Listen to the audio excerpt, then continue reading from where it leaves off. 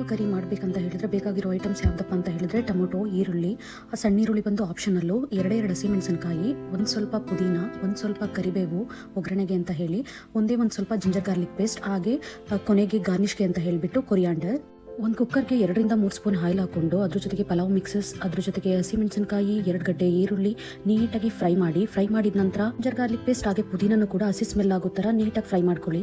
ಇದೆಲ್ಲ ನೀಟಾಗಿ ಫ್ರೈ ಮಾಡಿದ ನಂತರ 2-3 ಟೊಮೊಟೊನ ಚಾಪ್ ಮಾಡಿಕೊಂಡು ಅದಕ್ಕೆ ಮಿಕ್ಸ್ ಮಾಡಿ ನೀಟಾಗಿ ಫ್ರೈ ಮಾಡ್ಕೊಳ್ಳಿ. ಟೊಮೊಟೊನು ಕೂಡ ಬಾಯ್ಲ್ ಆಗಿರಬೇಕು. ಟೊಮೊಟೊ ಎಲ್ಲ ಬಾಡಿದ ನಂತರ ಅದಕ್ಕೆ ಸ್ವಲ್ಪ ಕೊರಿಯಾಂಡರ್ ಪೌಡರ್, ಸ್ವಲ್ಪ ಚಿಟಿಕೆ ಅರಿಶಿನ, ಸ್ವಲ್ಪ ಚಿಲ್ಲಿ ಪೌಡರ್, ಅದ್ರ ಜೊತೆಗೆ ಸ್ವಲ್ಪ ಚಿಕನ್ ಮಸಾಲಾನು ಕೂಡ ಆ್ಯಡ್ ಮಾಡ್ಕೊಂಡು ನೀಟಾಗಿ ಫ್ರೈ ಮಾಡ್ಕೊಳ್ಳಿ.